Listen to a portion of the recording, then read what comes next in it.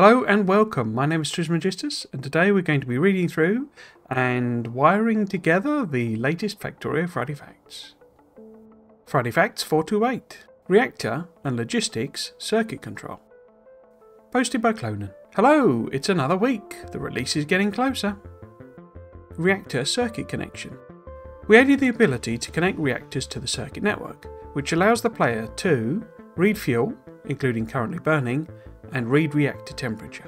And the screen grab just shows this in action. So we've got a nuclear reactor that's wired up to just a power pole, medium electric pole. And the GUI is showing us that the circuit connection is enabled and that it's both reading fuel and reading temperature. The temperature is coming out on the T signal, and here is 564 degrees, which aligns with the temperature shown in the GUI. The medium electric pole then is showing both the signal of what the fuel is and 564 as the temperature. So yeah, so this is just a nice little tweak really that it shows it.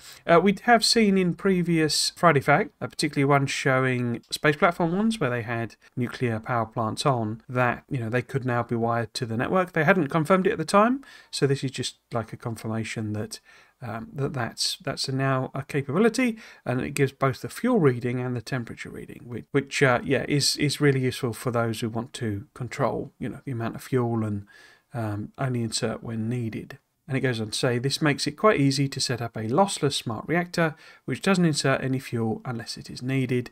If you're not aware, if you've never used nuclear reactors, never really looked at them, they have a spin up, like a warm up time basically, and so they get warmer and warmer and warmer, and they hit 1000 degrees, and it's at that sort of temperature. I can't remember what the threshold is, but the sort of temperature where they will start generating power. However, the way the system works, it will just burn fuel regardless, so it doesn't attempt to hit a temperature.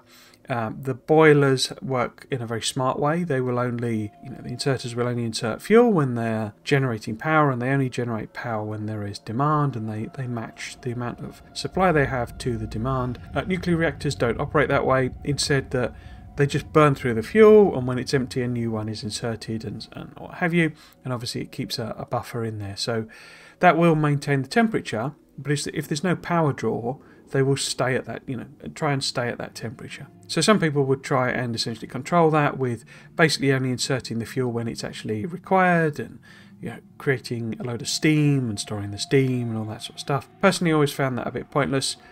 There is so much uranium on the map, it was always just a bit silly in a sense it's a fun challenge and something interesting to do, but you've got so much uranium that it's almost difficult to get rid of it. Now obviously in space age, uranium is potentially going to be used in larger quantities because it's needed for space science in space research. Always a bit of a tongue twister, that one. That may require lots and lots of uranium. I haven't actually done it myself, so I can't really comment on it as a feature. So possibly that's going to use a lot of uranium, and so maybe you want to be more conservative about it. My guess is it's probably not. I wouldn't be surprised if they have reduced the amount that spawns on the map. Maybe they've done something like that. But I suspect probably you'd just be able to get loads of space science out of very little uranium, and that it would just be this super abundant resource again. But again, that doesn't stop you, messing about with this sort of system, having a bit of fun controlling it. And so here we see an example of that. We've just got a decider combinator set up. It's got two conditions going on. One is for the temperature, and one is for the amount of fuel, which is those are the two signals that are coming out of it. The input signal is the signal that's coming in, so that's what's coming in. So it's this connection here basically, and so this is taking those two numbers in, and the combinator is getting that input signal of the temperature, and it's outputting just a green tick basically, so a yes. Now that could be then fed into a inserter, which you can see here. There's a long-handed inserter there, so that signal presumably when it's correct, when it's true, when both of those conditions are met, the inserter will insert a new fuel canister, and off she goes. As you can see from the symbol here, this reactor has clearly run out of fuel, which is why this one is not getting an input signal basically. So because there's no fuel in the reactor, it's not getting a fuel canister signal, and presumably it's interpreting that as equals 0. It's not getting a signal, so it's interpreting a null as a 0, but the temperature is 866. And of course 866 is not below 850, so even though it has no fuel, the reactor has not cooled off enough to satisfy both conditions, and so it's not inserting a new fuel. It's just sitting there. You can see the red dot to say that this is an inactive inserter. So yeah, so a very, very simple way of achieving, say, what people do in a fairly complex way with, Steam systems and all that sort of stuff. And it just goes on, therefore, to say, in some ways it feels a little bit too easy.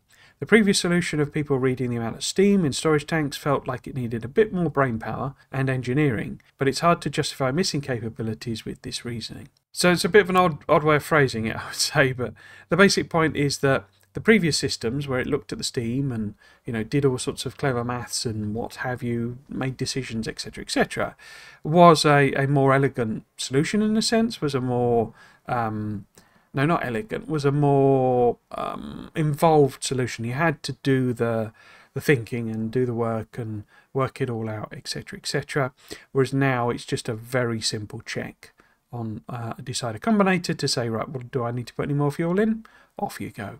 You could obviously still probably do all the steam-based stuff, and work that through, but yeah, this is essentially achieving the same type of thing. That doesn't mean to say you wouldn't want steam batteries for other applications. That's one thing that you can do in SpaceX, where you basically store up a load of steam for when there's a coronal mass ejection, and then you burn, in a sense, you use that steam in order to generate power when you need that big surge of power. So you could still do all of that type of stuff. The point then about the whole, hard to justify missing capabilities with this reasoning is basically saying that, you couldn't wire up reactors before, but forcing people to do more complicated things because it's more interesting and, that sort of thing is a weird justification for not making them circuit connectable. Why not have basically everything connectable to the circuit network, give you all of that control, etc., Why have special exceptions just because then it drives a more interesting behaviour? And as I say, not least of all because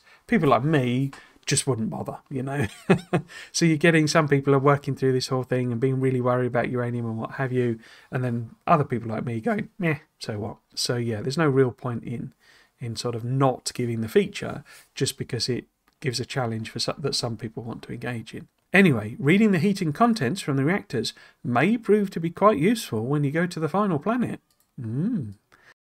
Roboport circuit improvements. With the ability to set assembler recipes from Friday Facts 394, there was one missing piece of the puzzle relating to making a fully automated magical craft everything circuit setup. That was the ability to read what items are missing from the Logistic network. So we added that. So 394 is literally the one about changing the recipes for via circuit controls for the machines. This is the type of feature that, because the remote view is really powerful, from playing it on the LAN Party, it's pretty well developed, it's pretty good, pretty functional, pretty useful, but it does require you to do things. If you want to set a new recipe based on something, say you look at the logistics network, you see there aren't enough, green circuits or something. That's a bad example, but I guess wooden chests using what's on here. But you want to change the recipe. Currently you have to do it manually. And if you're making some assessment or what have you, then I guess you could set up a little circuit network and it turns on a light and to say, right, I need more boxes or what have you, but that's a bit clunky, a bit rubbish, not very good. So having it actually able to set the recipe in the assembler is going to be way more useful and just lets the thing be automated, on its own. One of the things I would say that it, was one of my feelings from the LAN, particularly about Nalvis, is that sort of expression of automate everything. I think that's even more true, and you can just think it through, really. It's not, I don't think in a sense that's a surprise, just not something that hadn't really occurred to me, because a lot of things I won't automate the production of. I won't make an assembling machine that makes offshore pumps, for example, and I rarely do it for train stations, because if I'm out building, then I'm probably there out building them.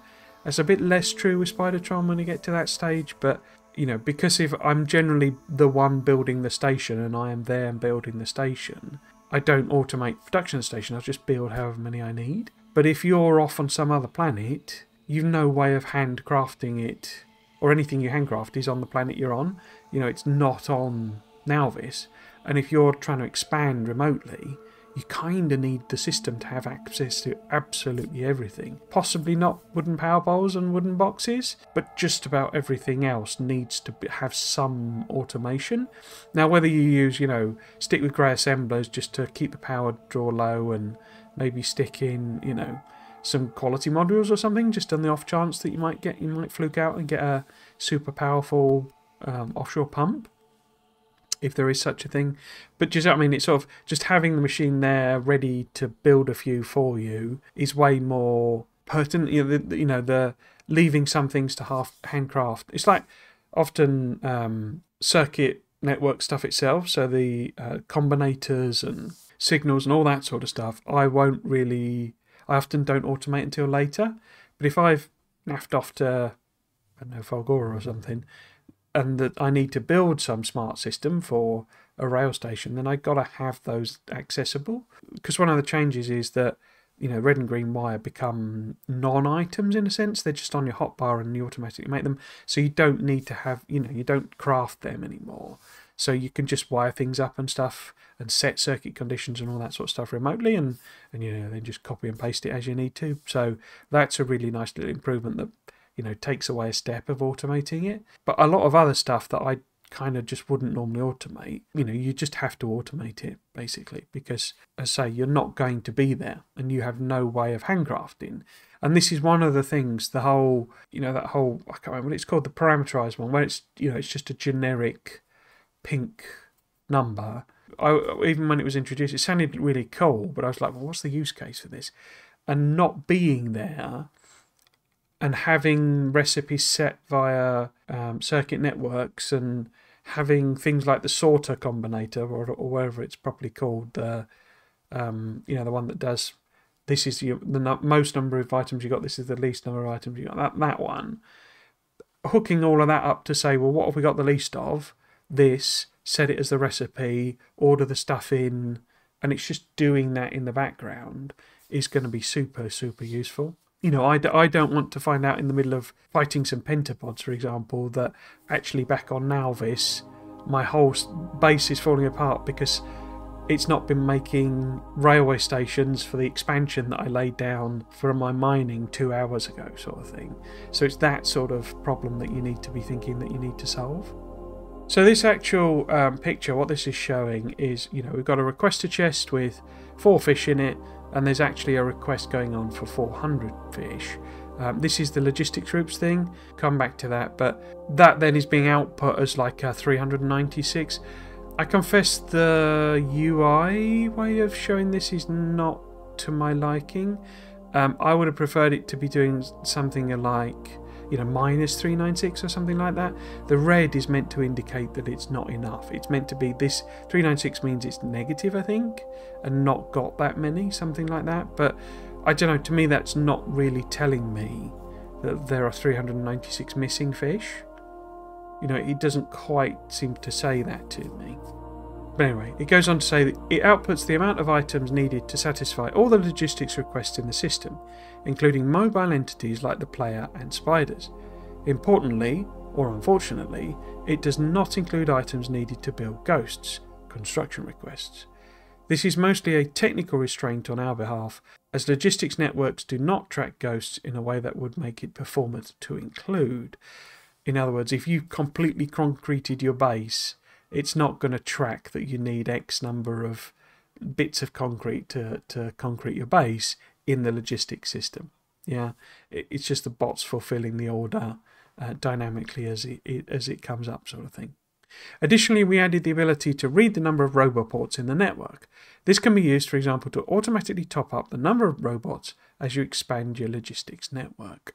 So the bit that was, in the sense, that's missing from this GUI is actually shown here, which is this read logistics network requests. Okay, so what you can set a Roboport now to do, because this is actually connected to the Roboport, it's the Roboport saying this information, is that rather than just like the contents or the robot stats, you can also do, or instead of, you can do the requests. So what do we need to be fulfilled?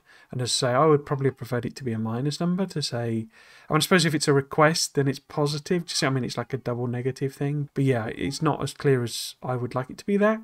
But you know how you've set it up. So yeah, so basically this, where it used to go the X, Y, whatever it was, TZ or something, wasn't it? I can't remember. But basically the robot stats have now been added to with our Roboports in the network, R signal, and that is basically literally saying these are the number of Roboports you've got. Logistic chest, enable, disable. It can be a little hard using the logistics network to prioritize things, like only bring advanced circuits here if we have enough. So we added a way to disable them using the circuit network. So we've got two GUIs here open, one for a requester chest and one for a passive provider chest. And what's being added is the enable disable condition. Okay, this enable disable on both of them. For the requester one, the actual request is not set up. Okay, so that's sort of a bit of the piece that's missing. But essentially, as I say, what's being added is this enable disable, and this is basically saying turn the chest off and on if there are greater than 2,000.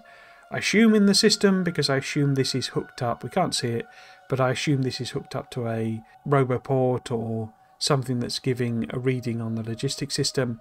And essentially, it's saying only start requesting green circuits if there are more than 2,000 green circuits in the system. This is one of the very common problems with the whole logistics system, in that you will have a very small supply and then lots and lots of big requests, and it ends up starving all of the chests, rather than what you probably want is to focus those in on the most important things, build those, and if there's then spare capacity, set the others. So with this you could set different thresholds for different chests and only build certain things if you've got enough supply. I say what's missing on this is like the actual requests themselves. So you've got this mode of operation basically where it's reading content, setting requests. So you could set it to set requests, and basically then it turns it on or sets the request depending on if there is enough supply. And so it suddenly goes, right, set the request to what have you, if there is enough stuff available. For the passive provider chest, and basically the point here is that these are being wired into the system. The whole logistics system is now able to set via circuit conditions these things.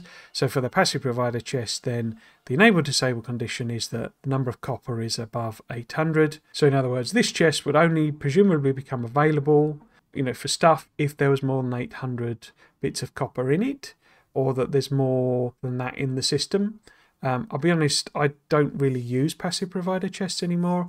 I always just set conditions on a storage chest, so a little difficult for me to think that one through. This is for all types of logistics chests and works the way you'd expect. Disabling requesters stops new deliveries being ordered. Current orders will finish, so if there's a bot on the way it will deliver it, otherwise it just stops the request. Disabling providers stops the items being provided to the logistics network. Okay, so I guess this is saying then that it'll only become available as a passive provider if there's more than 800 copper in it. So presumably there is an inserter inserting copper, and it's only going to turn on, say, yes, I'm available, take my stuff if it goes above 800. It is common with these circuit network features that the community ends up doing crazy things we could never think of. So it'll be interesting to see what will be possible in 2.0. LAN Party Result.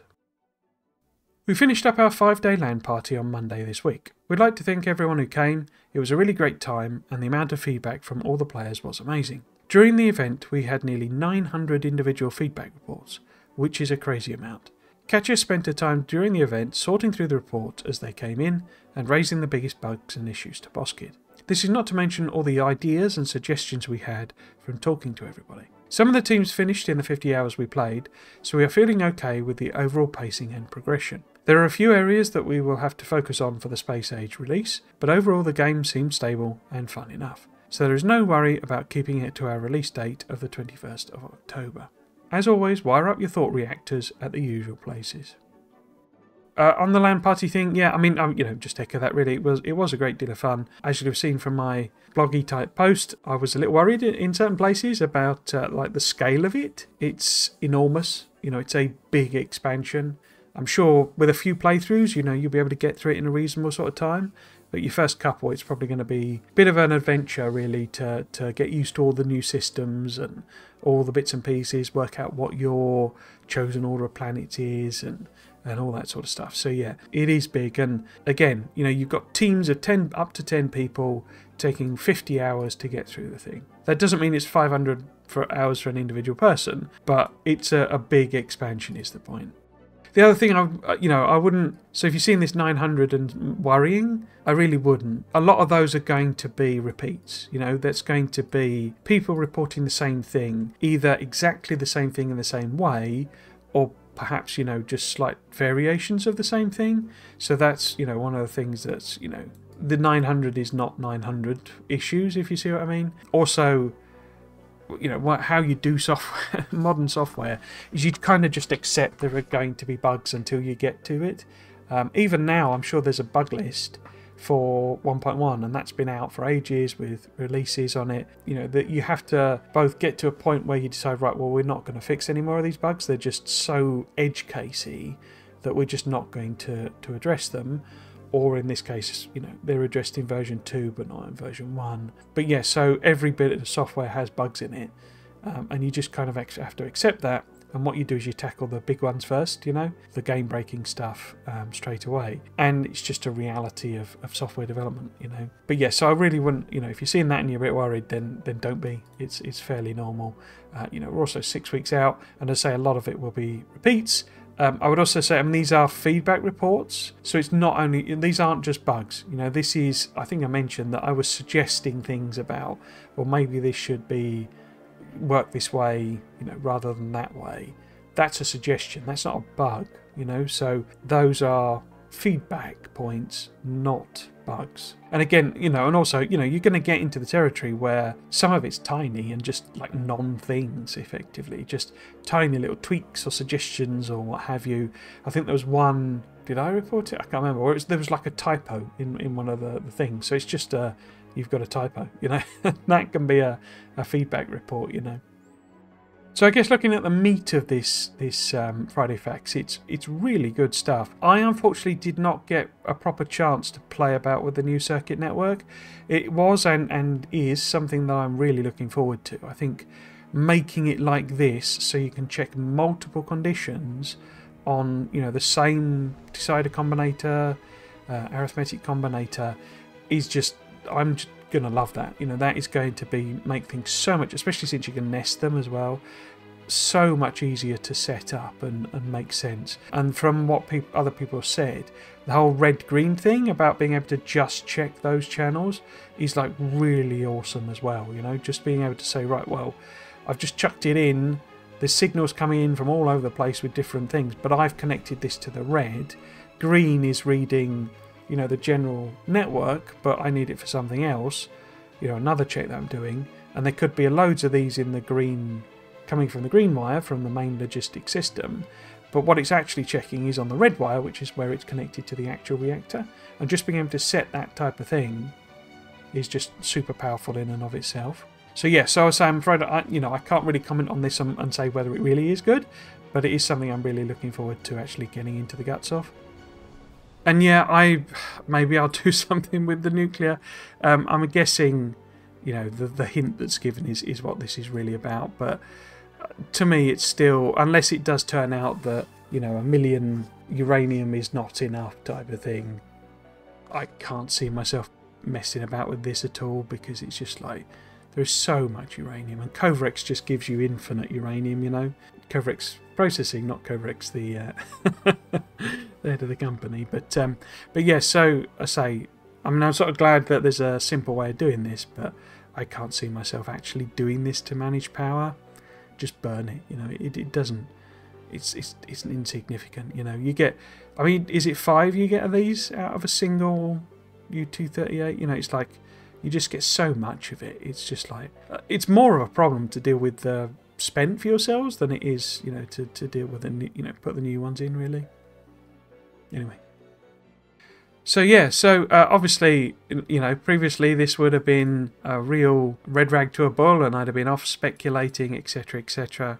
I do know what this is referring to as it happens, but I'm obviously not going to say. But yes, what that really means in terms of actual gameplay and all that sort of stuff is something that you just kind of really have to discover yourself, because I'm going to be embargoed until after launch, and then you'll be able to just look it up, basically. So So yeah, I'm not going to be revealing that at all, really. It is very nice that it has this system. This then presumably applies to like the fusion reactors as well. They have a fuel rod of some fuel canister of some description, so presumably this also, you know, enables that to be controlled and put in and put out as needed, sort of thing. And of course, you know, we have the boilers still as well, so although they have a control system, perhaps, you know, that would be useful as well. There'd be some, you know, reason for you only to put like one piece of coal in at a time or something like that, you know, maybe. I don't know, that was just a real guess, but my assumption is that this is applying to all systems. It's not just nuclear reactors that are being connected up, but it could be just that we only get it for nuclear reactors. The more I see this, the more it looks like the Akira cryo chamber thing. This one I think I did encounter. I seem to remember seeing the options, particularly this, you know, reading the stats thing, more because I was fiddling about with a Roboport, you know, and connecting the wire up. I wasn't actually setting it and doing stuff with it, because I can't remember. It's all become a little bit of a blur, some of it, but we did have logic systems on, you know, the robots basically to control the amounts. It wasn't something I did. My memory is it was someone else had set it up and I was just looking to make sure it was correct. You know, that we weren't, you know, putting in 1,000 robots when we didn't need to. But I think it was decider combinator based. It wasn't actually using the robot stats as such. It must have been. I can't remember now. As I say, stuff blurs into one on this type of thing. But yes, I remember seeing these extra things and thinking, ooh, that looks useful. So I don't know about the Roboports in the network. So a couple of edge cases that I could see a use case for, but you know, it seems like, I mean, it's just giving you more tools, isn't it? You know, that's the whole point. It's giving you the, well, if you want to do it this way, you can do. This one then, the Roboports in the network, I'm not too fussed about this one. Maybe it's just because the example to me is not really important. The way I normally do topping up robots is literally to do the whole available Logibots and available construction bots. So if they get below a certain threshold, insert more bots into the system, because to me that's the important bit. You know, the available for both of those is saying, are there bots available to do jobs? Okay, be those construction jobs or logistics request jobs. And if there are not bots available, there's not a buffer of bots available, we need more bots in the system. The fact that I might have 1 million Roboports and only 100 bots is like irrelevant to me. You know, it's not, the ratio of the two is irrelevant. And what I think they're implying in this is that say we've got 51 Roboports, average of 10 robots per Roboport, make 510 robots. That doesn't feel like something I will use, but I'm guessing there are probably other use cases, you know. One of the things I guess it could be used is as a max value, that you could sum the number of bots in the entire system, and even if available bots went above a certain above the threshold you've set, it won't insert robots because there's just no room for them. You know, there's nowhere for the bots to stay, basically. So that might be another use case, but you know, I mean, that's fairly niche, I would say. You can kind of understand the use case, I think, on this one fairly easily, in that if you're using these, you know, parameterized things, setting assembler recipes, all of that type of stuff, then you need to know how much you need to produce. So if you want to produce 396 wooden boxes, then if your system is then hooked up to a Roboport, it can tell it, I need 396 wooden boxes. That can then set an assembly machine recipe. The requests can be automated for the chests, and it will make 396 things. And then when it gets to that condition having been fulfilled, it'll either reset the assembly machine or, you know, pick the next one in the list type of thing. So you can sort of see how these start to get into the area of building completely automated, self-fulfilling request systems. So it works out what it needs to do next, it actually does it. Once it's fulfilled that order, it moves on to the next task, and it's a fully automated factory supplying you with stuff, basically. The logistic group thing, that's enormously powerful, like to a degree that you've got to learn how to use it. You know, if you're not going to do anything else in terms of the new stuff, you're not going to play with circuit networks, fine. Learn how to use logistics networks, to their best advantage, because they are enormously useful. And there is actually a button, it obviously doesn't show it here because it's not showing the player character, to like dump everything that's not in your request, and just clicking that and just getting rid of the junk and all of those sorts of things are just massively useful. And this is, really powerful for like setting requests basically. Now, I didn't actually get to do this, but my understanding is the logistics group thing works really well with the train interrupts. The reason I didn't get to do it is because train interrupt seems like it's, how can I phrase it? It's a sledgehammer to crack a nut until the point where you need a sledgehammer. So basically, when you're at a very small scale, when you've got a fairly small rail network where point to point is all you're really doing, that just doesn't need interrupts. You can use it to do things like refueling and stuff like that. The sort of problem with that, and it's actually why I was doing it in the space exploration playthrough, the problem with it is the whole depoting system, because you can use it for refueling, that kind of works and you can kind of think that through, and it does make refueling easier in the sense that you can have a refueling place and that they will just go there when they need fuel, and so you don't have to worry about every single station or every drop off needs fuel, where every pickup you don't bother. You don't have to mess about with that sort of stuff. You don't have to have trains go round and provide fuel for other trains. You can just have, this is my refueling station. If a train is running out of fuel, do an interrupt, send it there. That's a pretty good use case.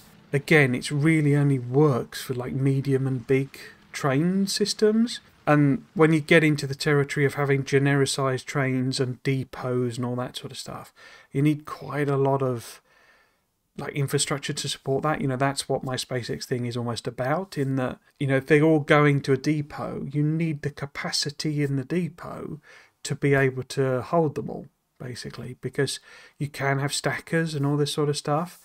But if you're saying they're doing interrupt these, go to the station and what have you, it's a real, like, big system way of doing things. And I'm sure eventually that's awesome and ideal.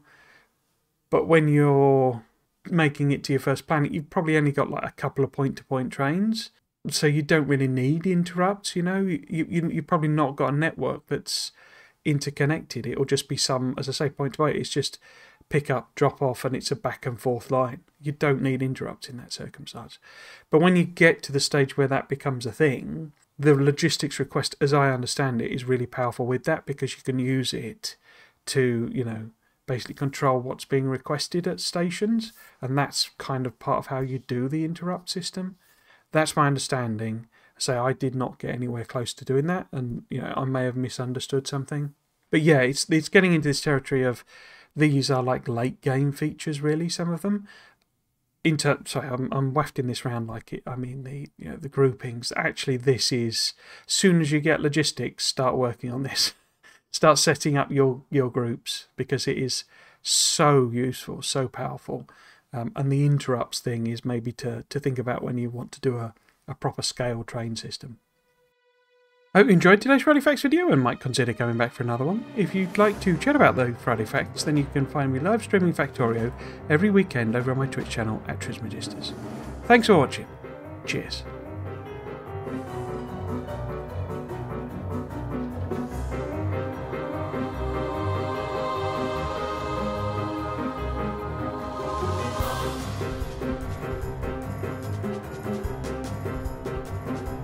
And today we're going to be, what are we doing in this?